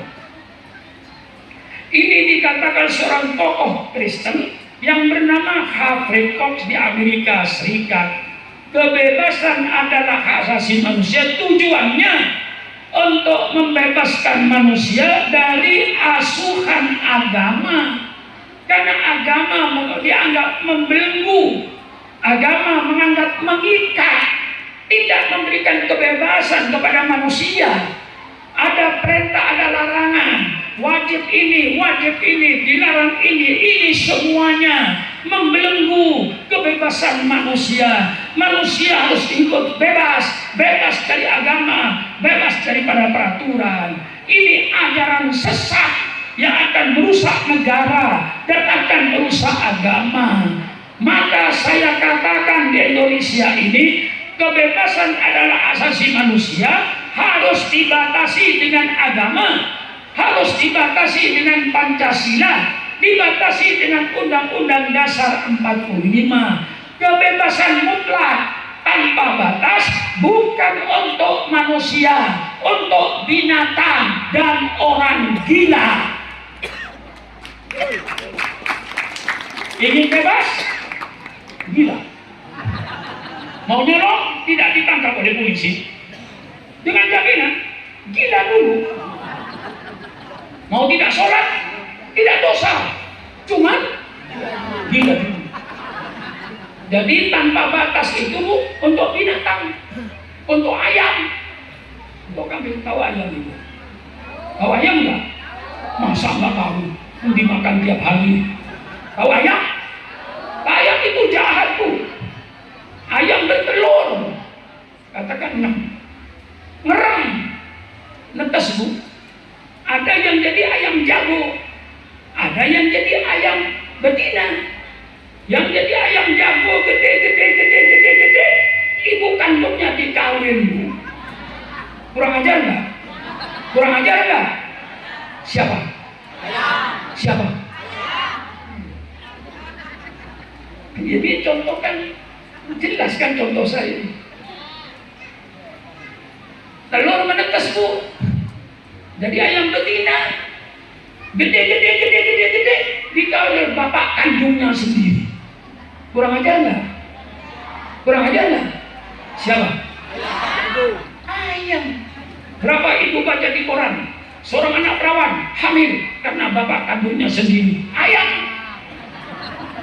Jadi di Indonesia ini saya katakan, kalau kebebasan adalah asasi manusia, tidak dibatasi dengan agama, tidak dibatasi dengan Pancasila, tidak dibatasi dengan Undang-Undang Dasar 45, maka di Indonesia sekarang ini sedang terjadi proses pengayaman bangsa Indonesia, pengkambingan bangsa Indonesia, pengkeboan bangsa Indonesia.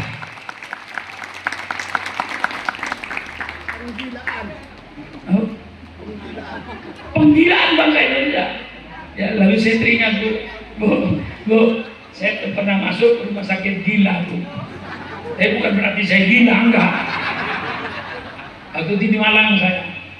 Ya, karena saya diulang nyebut gila, lalu teringat saya. Waktu itu saya tahu, asrama tentara saya tahu.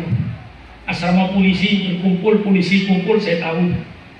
Pesantren saya tahu. Saya terpikir, kalau orang gila berkumpul, kira-kira bagaimana ya? Ya kalau orang sehat ini berkumpul kan saya tahu.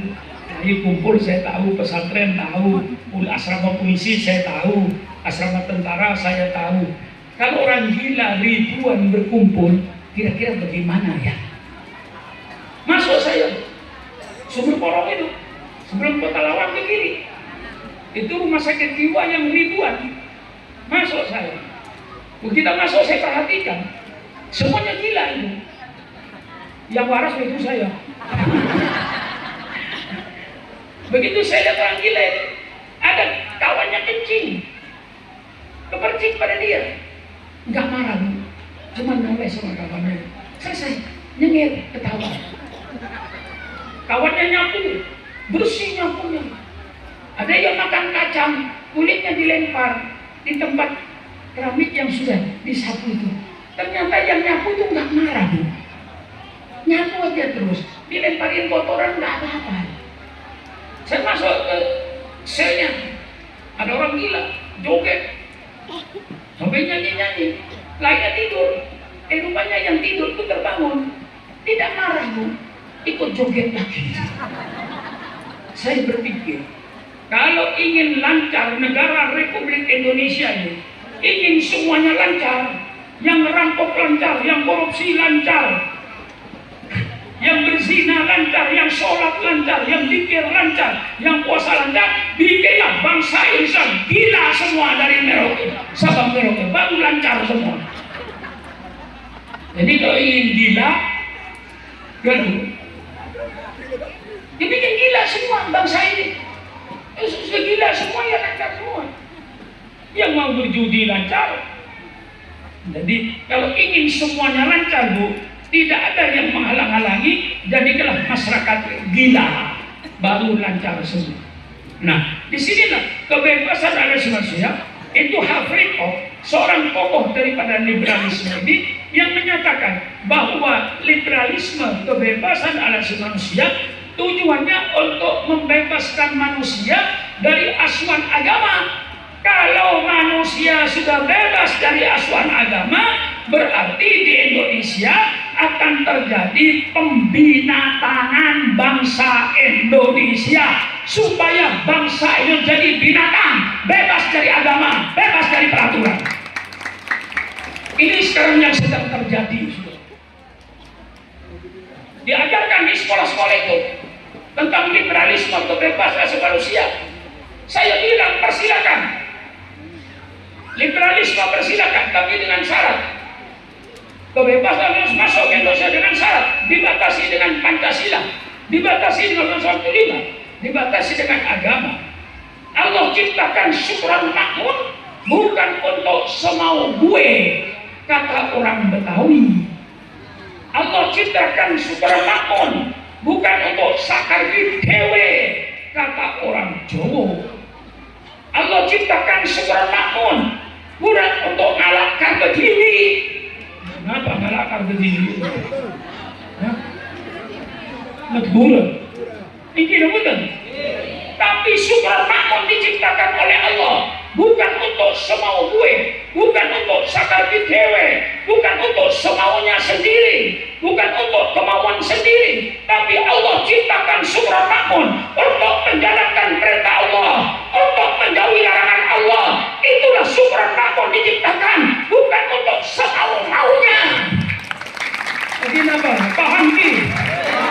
Paham ngajinya? Waktu-waktu ini.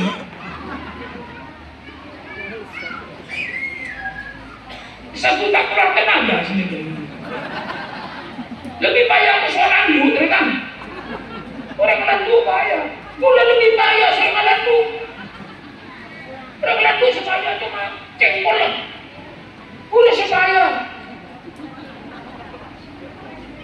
Otak saya berputar, lidah saya bergerak, yang harus sesuai. Lidah saya dengan otak saya ini sesuai kecepatannya, tidak sesuai kecepatan. Oh, bisa nggak karu-karuan ngomongnya.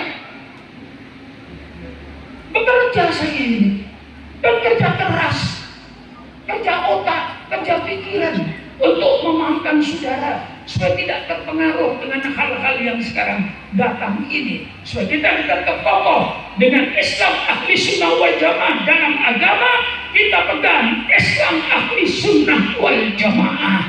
Dalam soal teknologi, persilakan saudara pegang teknologi, tapi agama ahli sunnah wal jamaah jangan dilepas karena teknologi. Sekarang teknologi hebat, Bu. Di Jakarta banyak toko-toko tutup, Bu. Banyak mal-mal tutup, Bu. Hanya tukang satenya Pak Haji Ridwan yang nggak tutup. Mana orang ini? Karena mereka mengikuti perkembangan, mengikuti teknologi. Dia bakar sate di rumahnya. Ya. Tinggal pesanan saja online. Tinggal dia pelihara ojek aja. Ya. Nggak tahu berapa ojek yang makan di depan rumahnya itu. Jalan dia, karena ngikutin teknologi. Yang tidak ngikutin teknologi, satenya bangkrut. Oh? Gulung tikar. Ini ngerti teknologi, pakai online. Dia lipas di rumah, nggak keluar dari rumah, duit masuk. Alhamdulillah. Nggak keluar rumah. Dulu kan pakai dorongan, orang jual sate masuk kampung keluar kampung, saya sudah nggak perlu itu. Nah, persilakan. Saya ditanya bagaimana pakai hukumnya, pesan barang lewat HP, lewat teknologi. Saya katakan halal dengan syarat. Nah, syaratnya apa? Jangan bayar kalau barang belum diterima. Itu perlindungan konsumen. Maka saya katakan, kalau syariat Islam diterapkan di Indonesia, Indonesia tidak perlu mendirikan tim perlindungan konsumen. Dengan ekonomi Islam, insyaallah konsumen terlindungi, tidak bakalan tertipu. Online persilakan, pesan jam tangan dengan online, pesan baju dengan online, pesan sarung dengan online. Tapi saya katakan jangan bayar kalau barang belum diterima di rumah.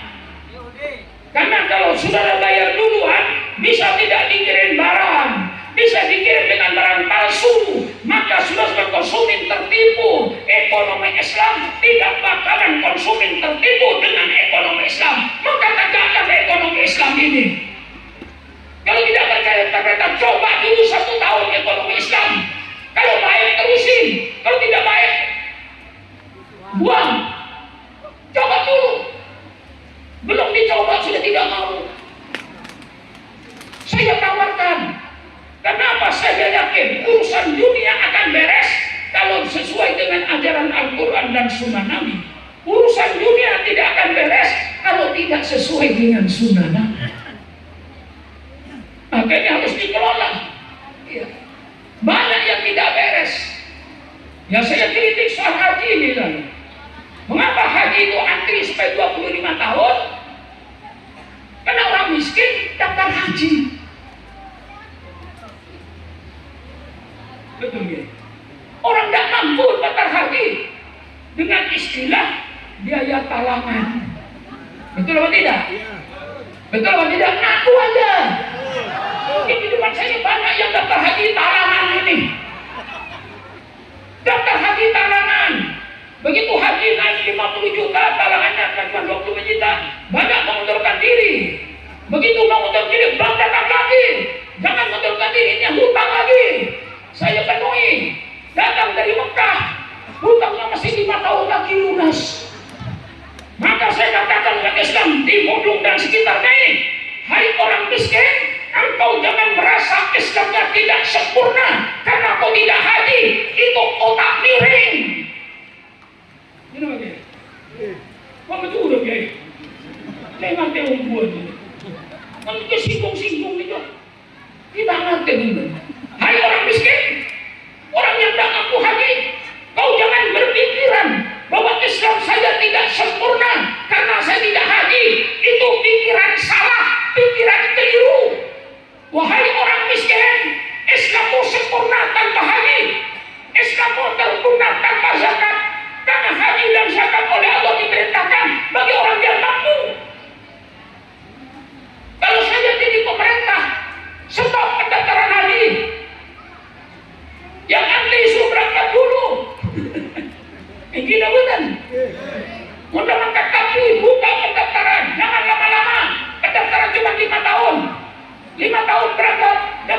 5 tahun.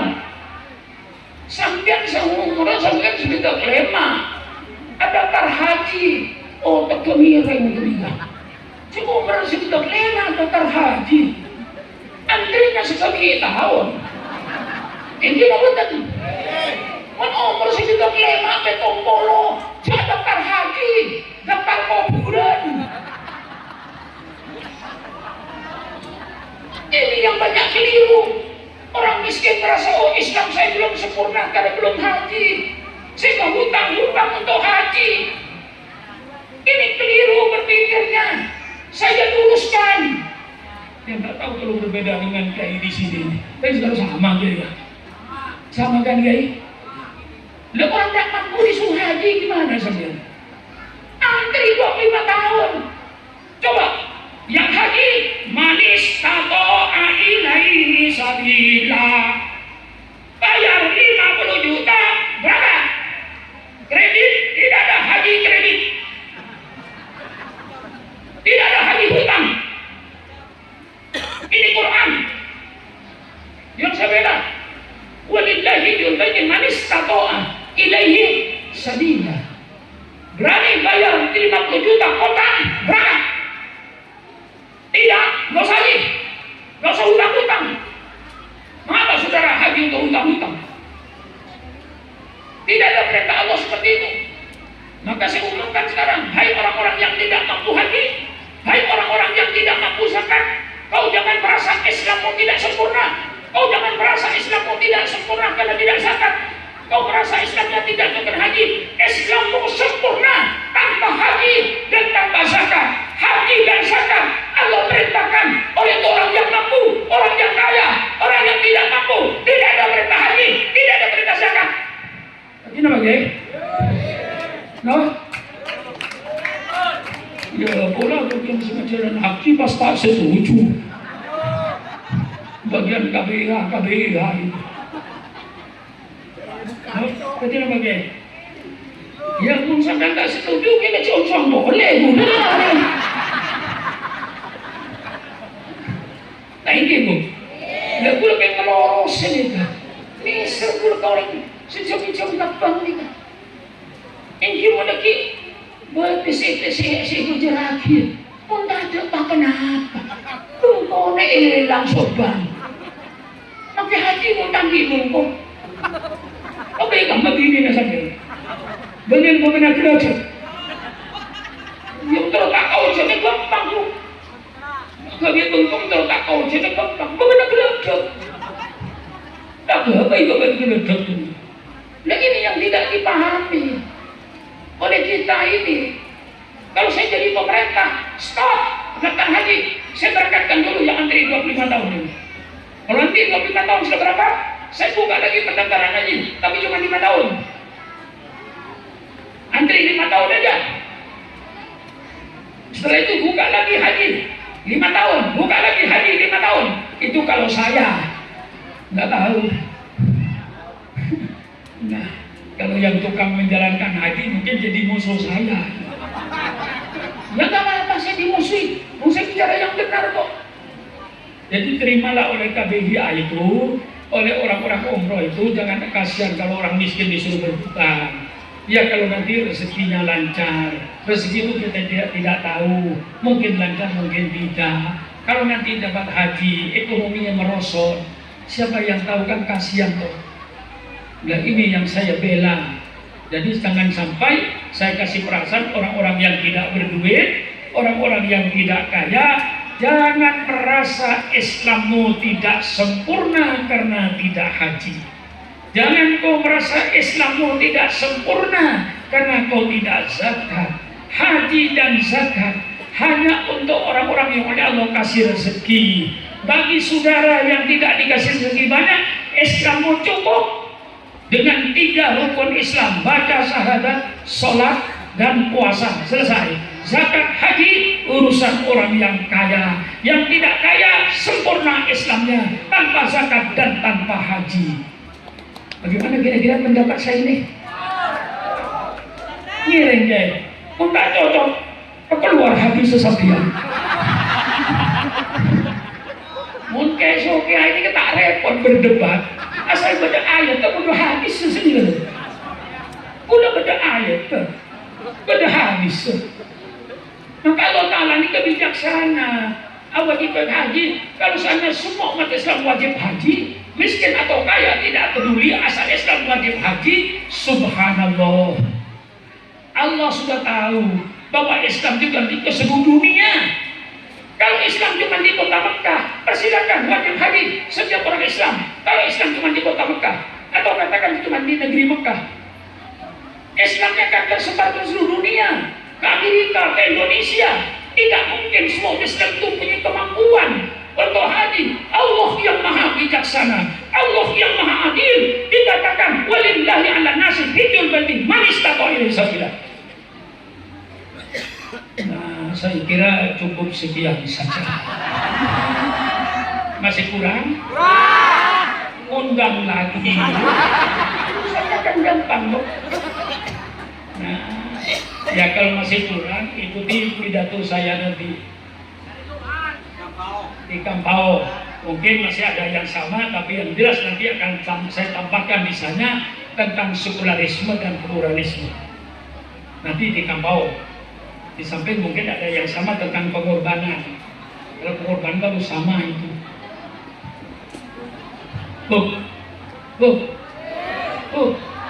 Ingat apa pula? Nah, kekikilang ang kapansin. Mulai tanya aki lagi, gak makilang alay. Ano, kasukran na pidato. Ilang suruh pergi ke kontuk, pisau keluar ke kontuk. Iya lek, ngaji boleh. Takut dun ko na jual. Ngaji boleh lek. Tapi kalong jual boleh. Setiap jual bilang, aku jual kalong. Jual serta. Jual selap. Ikutin bukan jual lek. Lang ngaji terus lek. Kemudian selagi sedikit zakat ada lagi sahur.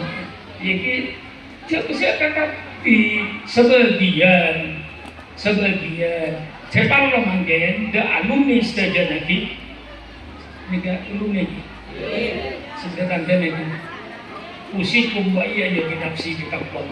Hai alumni, cinta sama kiai Ahmad Khalid Azhari, sampai cinta, sampai teruskan perjuangan dia. Saya sebagai alumni mempunyai kewajiban untuk membiayai pondok pesantren Al-Azhar. Apa satu bulan saya 100.000, apa 50.000, apa 1 juta, yang penting tergantung kepada kemampuan saya. Insya Allah kalau alumni cuma 50.000 sebulan, saya yakin mampu semua. Iki lah betul. Kalau tak iki ada gula. Bukan Jumat sampai ingat aku lagi. Bukan Jumat sampai ingat aku lagi. Terguna kesukran ambil rokok. Subuh keluar fajar itu sudah masuk hari Jumat sampai nanti maghrib. Ambil rokok. Mari maghrib rokok boleh. Isya rokok boleh. Ini malam Jumat, mulai maghrib malam Jumat, mulai taroko. Malam Jumat taroko itu. Karena sampai ngerti, tanggal kita nikah, awal benar maghrib. Mau tanggal Januari, awal benar kalau 12 malam. Nikah awal benar. Nanti bila sebelum maghrib tanggal 15 bu, akan maghrib tanggal 16. Lagi kadang-kadang orang kita tak ngerti. Mun Masehi kalau 12 malam, ketika kalau 12 kita semenit, semuanya selamat pagi. Kata dia selamat malam. Masa kalau malam selamat pagi? Kata dia saya tahajud malam. Tidak nak turun kaki. Ini kelocok. Tapi sampai ani itu orang sampean. Orang apa? Datang dari Barat, datang dari Amerika, datang dari Eropa yang bergendel. Masa kalau 12 malam selamat pagi? Sampaikan hoki kan?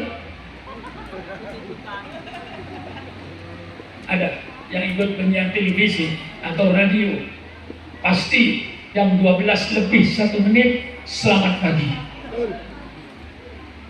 Kalau 12 pun Untuk malam selamat pagi. Pagi ini malam ini. Pun Islam ni tak wajar. Malam ni kan dari maghrib sampai subuh. Subuh keluar fajar, siang bulaku gini ke. Masuk dengan akal. Kalau 12 malam selamat pagi. Siapa nak selamat pagi? Selamat pagi Pak. Padahal kalau 12 malam. Mungkin betul.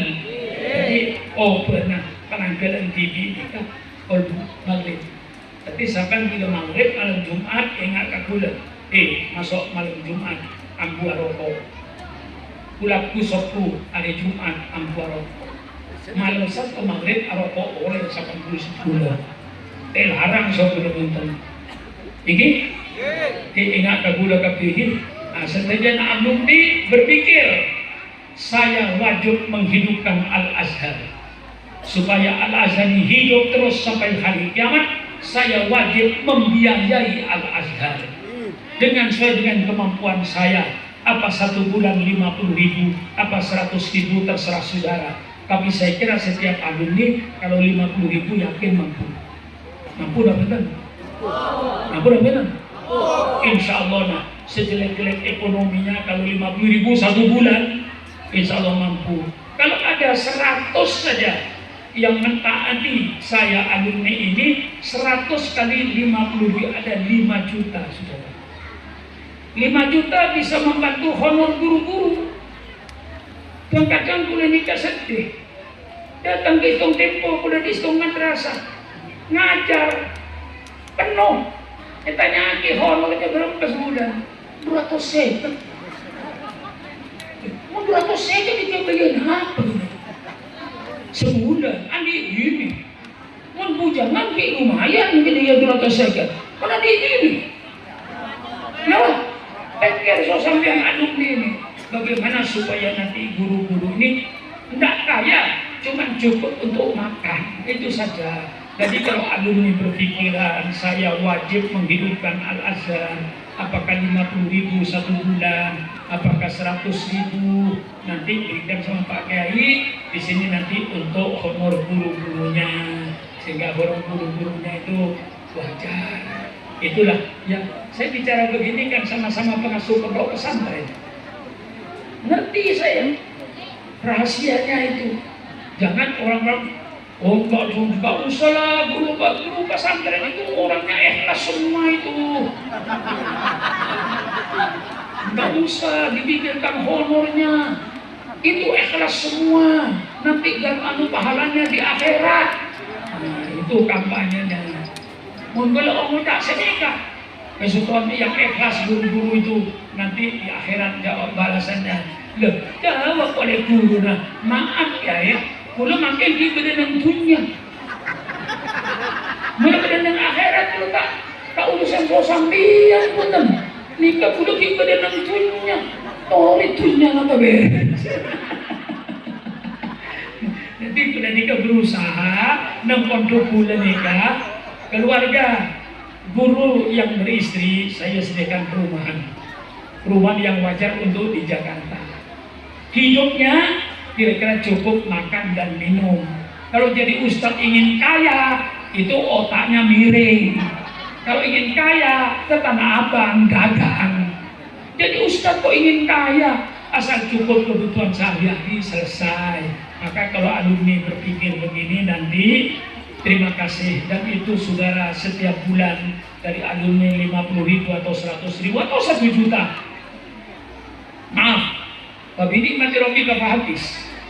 Alumni saya nih Kiai, ada 1 alumni memberikan pada saya ini duit kontan 1,5 M, 1.500 juta untuk pribadi. Saya arahkan untuk pembangunan pondok. Itu alumni saya. Ada alumni saya sekarang ini yang sedang membangun rumah Pontianak. Besarnya rumahnya 400 meter persegi. Kayak apa rumah 400 meter persegi itu? Kayak gudang. Semua asli Pontianak. Kayunya kayu ulin. Kata orang Jawa, kayu besi. Semua asli Pontianak, tukangnya dari Pontianak, alhamdulillah. Itu juga alumni. Alumni yang ingat sama saya. Nah, maka saya harapkan semua alumni yang ada Al-Azhar ini, sudahlah katakan, tentukan paling sedikit 50.000 rokok 2. Ya, rokok 2 bungkus untuk Al-Azhar. Apa artinya itu? Apalagi bisa 100.000, bisa sekian, sehingga guru-guru yang ada di sini minimal cukup untuk makan dan minum sehari-hari. Inilah harapan saya. Mudah-mudahan pondok ini semakin berkembang, semakin baik, melahirkan anak-anak nanti yang menjadi generasi Islam yang terus melaksanakan daripada apa yang dilaksanakan oleh masyayikh kita dalam rangka amar ma'ruf nahi munkar di negeri yang kita cintai, negara kesatuan Republik Indonesia ini. Sekian, kurang lebihnya saya minta maaf. Wallahul muwaffiq ila aqwamit thoriq.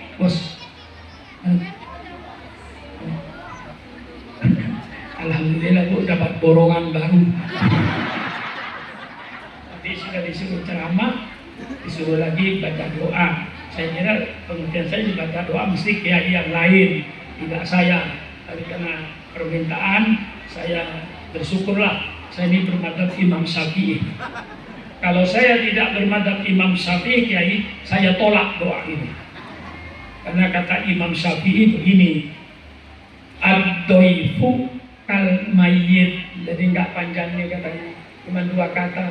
Ad-doifu kal mayyit, tamu itu kayak mayit. Apa maksudnya Syafi'i? Tamu kayak mayit artinya Bu, kamu nurut sama tuan rumah. Jangan kamu ngatur rumah tangga orang lain. Itu tamu kurang ajar namanya itu. Tamu itu tunduk sama tuan rumah kayak mayit Bu. Mayit dimandikan taatan. Taatan. Ada di sini mayit dimandikan terus kakinya nyepak-nyepak. Kalau ada mayit dimandikan kakinya nyepak-nyepak, sudah tinggal suruh mandi sendiri aja dia. Gak usah dimandiin. Nah, orang mayit itu taat Bu. Dimandiin taat, dibungkus taat, dimasukkan katel dari betul katel taat, masukkan ke kuburan. Maka orang jadi tamu itu kata Imam Syafi'i kayak mayit. Apa kata tuan rumah? Jangan ngatur rumah tangga orang lain. Saya tadi suruh duduk saya. Mamat saya udah kali, tidak pernah berontak saya. Disuruh keluar pakai giliran mau pidato, keluar saya. Kesini saya pidato taat. Pidato sudah saya selesaikan, datang perintah baru. Suruh doa, taat lagi saya ini. Mari kita baca Fatihah dengan niat baca Fatihah. Mudah-mudahan para ulama-ulama, masyayikh kita yang telah mendahului kita dan keluarga-keluarga kita semua yang telah mendahului kita, mari kita doakan mudah-mudahan Allah menerima amal soleh mereka, mudah-mudahan Allah mengampuni dosa-dosa mereka, dan mudah-mudahan kita yang dipanjangkan umur, mudah-mudahan oleh Allah selalu dilindungi daripada ajaran-ajaran yang sesat dan menyesatkan, sehingga kita berjalan di atas madhab ahli sunnah wal jamaah. Mudah-mudahan Allah memudahkan segala urusan kita, urusan guru-guru kita, urusan para wali murid, dan urusan kita semua, baik urusan akhiratnya maupun urusan dunianya.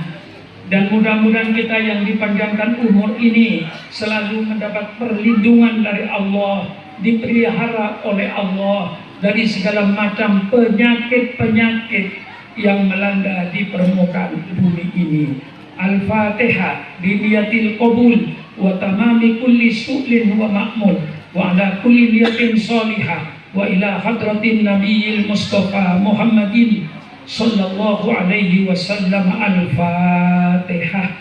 A'udzu billahi minasyaitonir rajim. Bismillahirrahmanirrahim. Alhamdulillahi rabbil alamin. Ar-Rahmanir Rahim. Maliki yaumiddin. Iyyaka na'budu wa iyyaka nasta'in. ihdinas siratal mustaqim siratal ladzina an'amta 'alaihim ghairil maghdubi 'alaihim waladdallin. Amin. Allahumma bihaqqil Fatihah wa bi sirril Fatihah wa bi karamatil Fatihah wa bi barakatil Fatihah wa bi jahi man unzila 'alaihil Fatihah ya farijal ham ya kashifal gham ya man li 'abdihi yaghfir wa yarham ya dafi'al bala idfa' annal bala wal waba wat ta'un wa virus corona min baladina hadha khassah wa min buldanil muslimina ammah. Allahumma lakal hamdu syukra wa lakal mannu fadla wa anta rabbuna haqqa wa nahnu abiduka riqqa wa anta lam tazal bidhalika ahada. Allahumma ya muyassir kulli asir wa ya jabir kulli kasir wa ya sahib kulli farid wa ya mughni kulli fakir wa ya muqawwi kulli dha'if wa ya na'mana kulli khaif. Yassir alaina kulla asir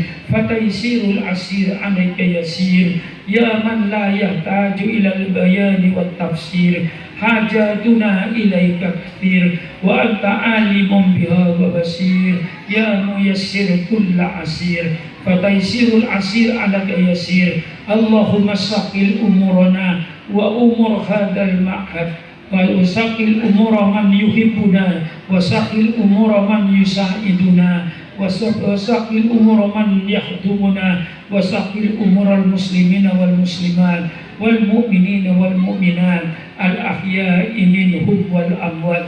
Allahumma inna nas'aluka salamatan fid din wa afiyatan fil jasadi wa ziyadatan fil ilmi wa barakatan fil rizqi wa taubatan qabla al maut wa rahmatan indal maut wa maghfiratan ba'dal maut. Allahumma hawwin alaina fi sakaratil maut wan najata minan nar wal amda indal hisab. Rabbana ighfir lana wa li ikhwanina alladhina sabaquna bil iman. Rabbana hab lana min azwajina wa dhurriyyatina qurrata a'yun waj'alna ya Allah lil muttaqina imama.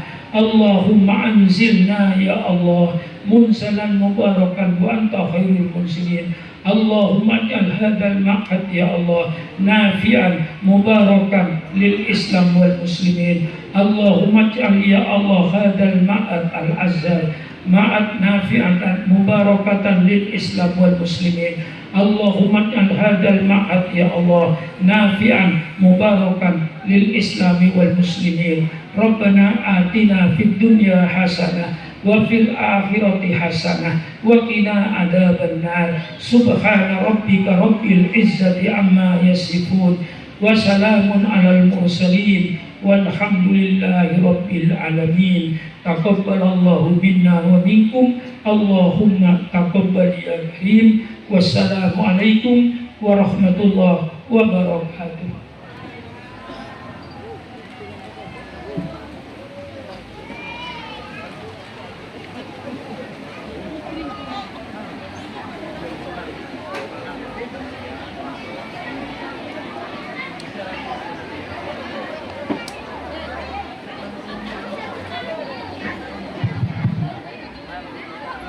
Dimohon untuk ada sesi foto bersama pengurus Hikmal yang baru, miring di atas atau gitu.